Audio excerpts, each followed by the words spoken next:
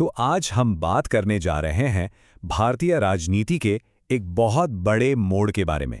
ये सिर्फ एक नेता का पार्टी बदलना नहीं है, नहीं, ये कहानी है आम आदमी पार्टी के एक पोस्टर बॉय के अपनी ही पार्टी से मोहभंग की।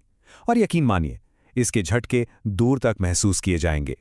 चलिए, इसकी एक एक परत को खोल कर देखते हैं। तो खबर बिल्कुल सीधी और सच कहूं तो चौंकाने वाली है। राघव चड्ढा, आम आदमी पार्टी का वो बड़ा और युवा चेहरा, अब भारतीय जनता पार्टी में शामिल हो गए हैं।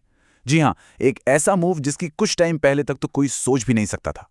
अब देखिए, इस घटना को सिर्फ एक दल बदल कहना वो शायद इसके साथ इंसाफ नहीं होगा। ये एक पॉलिटिकल अर्थक्वेक जैसा है, एक राजनीतिक भूकंप जिसके झटके आने वाले काफी लंबे समय तक महसूस किए जाने वाले हैं। तो हुआ क्या एग्जैक्टली? तारीख थी 24 अप्रैल 2026, जब ये खबर ऑफिशियल हो गई। राघव चड्ढा ने उस पार्टी को अलविदा कह दिया जिसे बनाने और आप कह सकते हैं बड़ा करने में उनका खुद का एक बहुत बड़ा हाथ था। अब सबसे बड़ा सवाल तो यही उठता है, आखिर क्यों? मतलब चड्ढा ने खुद इस फैसले के पीछे क्या वजह बताई? चलिए जरा देखते हैं कि उन्होंने पब्लिक में क्या कहा।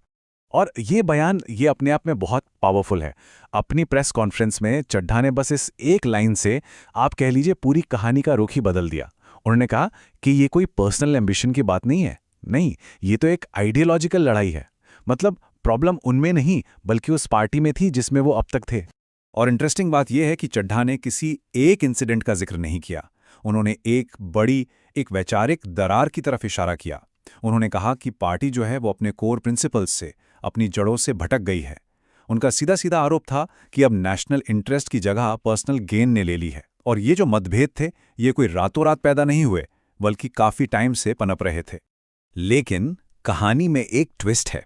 पॉलिटिकल एनालिस्ट्स का मानना है कि विचारधारा की इन सब बातों के अलावा एक तात्कालिक कारण भी था, एक ऐसा ट्रिगर, एक ऐसी घटना जिसने शायद इस फैसले पर आखिरी मोहर लगा दी। यहां पर टाइमलाइन बहुत जरूरी है, जरा ध्यान से देखिए।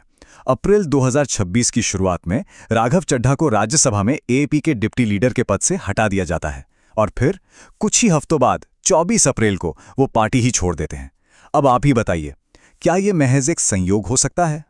देखिए, पॉलिटिक्स में सिंबल्स की बहुत वैल्यू होती है और चड्ढा को इतने इंपॉर्टेंट पद से हटाना ये एक साफ साफ सिग्नल था कि पार्टी की टॉप लीडरशिप का भरोसा उन पर से कह सकते हैं कम हो रहा था। इसे उनके लिए एक वार्निंग या शायद एक बेइज्जती के तौर पर देखा गया। पर रुकिए, कहानी सिर्फ राघव चड्ढा पर खत्म नहीं होती। असल में ये कोई अकेले का फैसला था ही नहीं, ये तो उससे कहीं ज्यादा बड़ा और एक वेल प्लान्ड मूव था जिसने इसके असर को कई गुना बढ़ा दिया। जरा ये आंकड़ा देखिए, 7/10। जी हां, आम आदमी पार्टी के 10 राज्यसभा सांसदों में से 7 सांसदों ने चड्ढा के साथ पार्टी छोड़ दी। ये संसद के अपर हाउस में मतलब राज्यसभा में पार्टी के लिए एक बहुत बहुत बड़ा झटका है। और यहां एक और जरूरी बात है कि ये सब कुछ लीगली किया गया।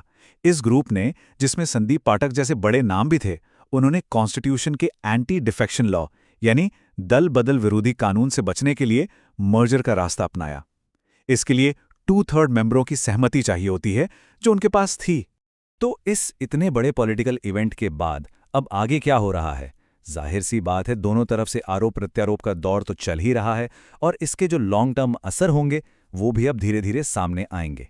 तो इस पूरी घटना की दो अलग अलग कहानियां सुनाई जा रही हैं, बिल्कुल एक दूसरे से उलट। एक तरफ है आम आदमी पार्टी, जो इसे ऑपरेशन लोटस का नाम दे रही है। मतलब उनका कहना है कि उनके सांसदों को लालच या डर दिखाकर तोड़ा गया है। और दूसरी तरफ है चड्ढा और उनके साथी, जो कह रहे हैं कि ये तो मॉरल वैल्यूज और सिद्धांतों का मामला है। सच शायद इन दोनों के बीच में कहीं छिपा है। अच्छा, ये ऑपरेशन लोटस शब्द बार बार सुनने में आता है ना? तो ये है क्या? देखिए, ये कोई असली मिलिट्री ऑपरेशन नहीं है, ये एक पॉलिटिकल टर्म है। अपोजिशन पार्टियां इस शब्द का इस्तेमाल तब करती हैं जब उन्हें लगता है कि बीजेपी उनकी पार्टी के नेताओं को, आप कह लीजिए, तोड़ने की कोशिश कर रही है। तो अब ये समझना जरूरी है कि ये इतना बड़ा मामला क्यों है। देखिए, राघव चड्ढा सिर्फ एक सांसद नहीं थे, वो अरविंद केजरीवाल के सबसे करीबी, सबसे भरोसेमंद लोगों में से एक थे। उन्हें पार्टी का फ्यूचर माना जाता था। तो जाहिर है उनका जाना दिल्ली और खासकर पंजाब की पॉलिटिक्स में एएपी के लिए एक बहुत बहुत बड़ा नुकसान है। और आखिर में ये पूरी घटना एक बहुत बड़ा सवाल हमारे सामने छोड़ जाती है। क्या ये सिर्फ एक पार्टी के अंदर की उथल-पुथल है, या फिर ये इंडियन पॉलिटिक्स में एक बड़े बदलाव का सिग्नल है? एक ऐसा बदलाव जहां आइडियोलॉजी पर पर्सनल एम्बिशन भारी पड़ रहा है। खैर, इसका जवाब तो वक्त ही देगा, लेकिन इस पर सोचना बहुत ज़रूरी है।